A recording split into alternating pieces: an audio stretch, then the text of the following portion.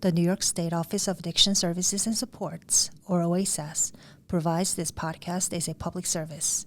Opinions expressed do not necessarily reflect those of the agency or state.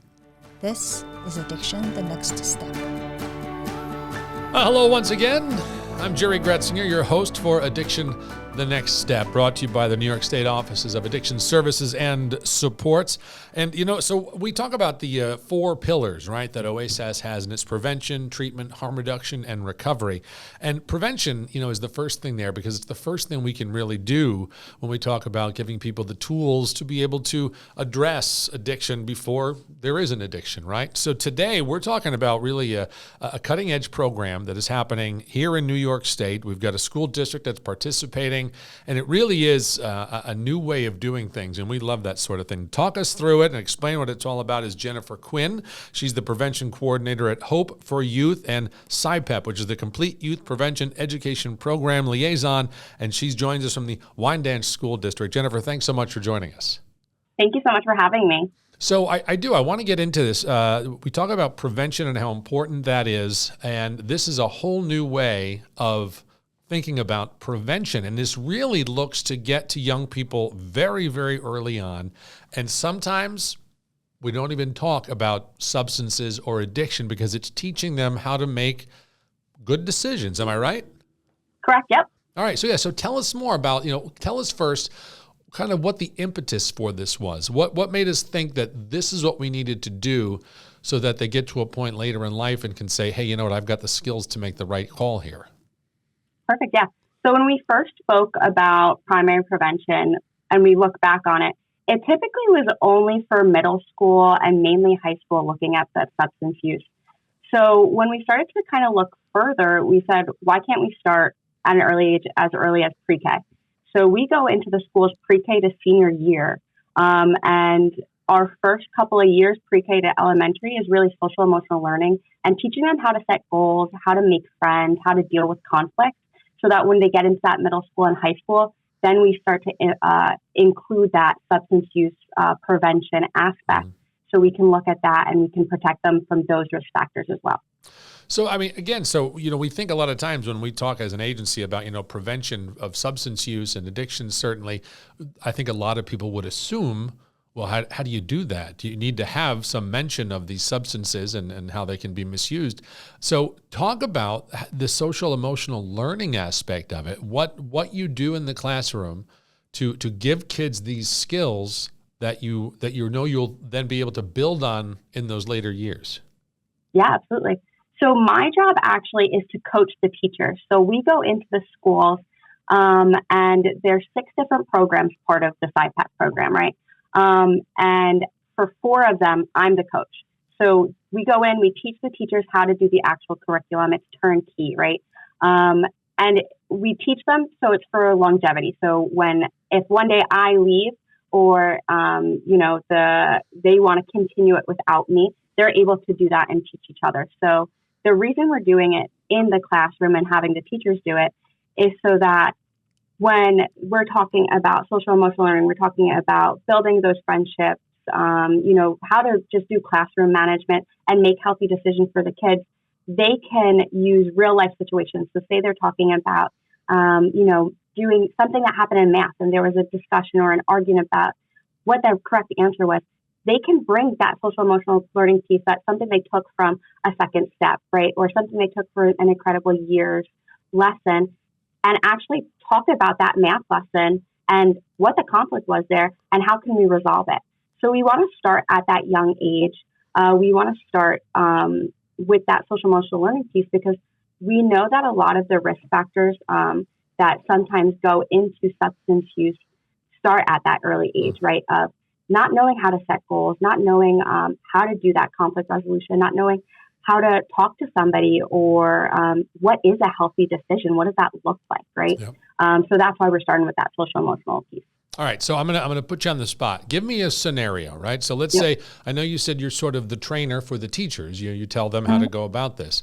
But what type of a situation might a teacher encounter where she can then take what she's learned from you and say, oh, okay, this is a social, emotional learning moment that I can make out of this, right?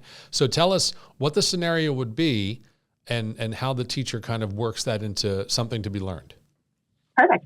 So a scenario that we commonly see in maybe, say, middle school, elementary school are two friends fighting, right? They're upset because one friend went to the mall with her friend and didn't invite the third friend, right? So these friends are fighting.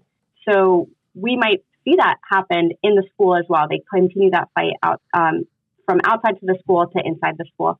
And the teacher might get involved and they might have them sit down and break it down and say, okay, so what were the decisions being made here? How can we talk about this together? Because a lot of times when kids are in middle school or elementary school, the first thing that they're going to do is go find a teacher, right? Not a bad decision, right? Still a good decision. But can we get these kids to start resolving these problems on their own, right? So the teacher might sit them down and say, okay, here's a worksheet, or let's do this in person and have a classroom discussion, right? They might not bring that specific, these three kids are fighting, but they might, use a reading from one of the curriculums that is a very similar idea and talk about how could this person say this differently? How can this person, have a different behavior? What do you think was going through this person's mind? How did that person feel when they were left out? So it's a lot of questions that are eliciting emotional responses, having them critically think about the situation and build empathy for the kids. So as I'm listening to you explain it, it sounds like we're trying to teach children at this very early age that when there is a conflict, and I think even many adults react this way, right? There's a conflict and you think about how I feel, what motivated me to feel the way I do. It sounds like it's trying to give them an opportunity to think about the other person's point of view and be able to see it holistically that way and not just, the emotions that it's made me feel. Exactly, right? Perfect. All right, good. So now we're kind of laying down that groundwork, that baseline early on. You said later on, middle school, elementary school even, we get to the point where we start introducing specific topics. Mm-hmm. How does that suddenly get kind of, put into the mix? Yeah. So we start with a puppet program in our pre-K, which is really focusing on that classroom management and friendship building. So from there, we go into elementary, which is second step, and that really focuses on goal setting. There we get into middle school where we're doing positive action, and that's all about how we're making decisions, how we're setting goals. And then from there, we're really getting more into high school and doing the drug substance use, right? So we're building on all of these things. We're taking what we learned in pre-K and carrying it with us throughout the whole time until we get into that high school and middle school where we're talking about substance use. So when we get into substance use, we really take this harm reduction lens, right? We're not here telling children that they're bad for doing things. We're here saying, this is how it's going to affect your body. This is the choices that you can make, right? How does it affect your brain? How does it affect your body, right? What do you think it's going to feel like? Why do you think somebody's using? So they are using these critically thinking skills that they learned from earlier on to apply it now to substance use. Got it. So they've learned how to think, again, more holistically about a situation, and now we can apply it elsewhere. Exactly. And if I'm not mistaken, Wyandanch was the first OASAS-funded school to work this program into the curriculum, right? Yep, the very first. How many years has it been? So we had one planning year to sign the contract and kind of figure out what programs we wanted to include. Yeah. And now we're going into our second implementation year. Okay. So it's been about three. Okay. So I know we've got a couple of other school districts who've come on board since, which is great to see it growing. Yeah. But so where do you think we're at right now? I know you said third year, but as far as like the impact that it's having. So those first kids, they've got a couple of years in. How do you see it working? So my favorite part about this program is when I get to go and observe the classes. So we'll be in the pre-K classes and we're hearing the kids from the beginning of the year, right? They're new, they're finding their way. And at the end of the year, they're able to incorporate the actual puppet that we use as a classmate. At the end of the year, they actually teach the lessons to the puppet. And then if we move up into the elementary school, we're hearing the kids use words like empathy. We're hearing them solve problems on their own, or even teach other kids, like when they're in their own problem, walk them through these steps of, oh, well, how do you think that person felt? And how do you think, why do you think they did that behavior because they felt that way, right? And then when we get into that high school and middle school, we're doing a little bit more substance use, we're doing a little bit more goal setting. We're seeing really a change in behavior. These curriculums are, what is the word I'm looking for? They have so many great long-term, It's all right. Happens to me all the time. They have so many great long-term outcomes, right? So especially for our positive action, when you walk into a positive action school, you can tell it's a positive action school by the posters that they have. They have these papers that they fill out if they do something good, or if they, had a negative behavior, and then they're supposed to fill out, okay, what is my behavior going to look after this? And why did I do this? Right. So we're seeing a lot of changes in the actual kids, specifically in their vocabulary and how they're behaving, which is a great thing to see. And what's great is that also now they learned second step in elementary and they're going on to the middle school.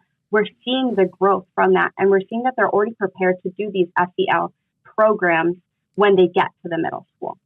You just kind of touched a little bit on what I wanted to ask next. So I first kind of got into that topic about, how are you seeing those kids who are first exposed to it early on, learning the very, very basics about better decision making.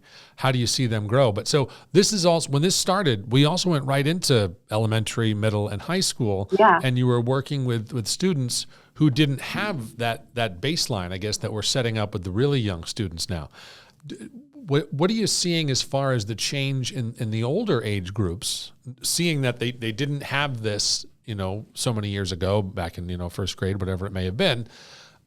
What's the change like in them? Are they a little more resistant because they didn't have that beginning line like everyone else who's younger now?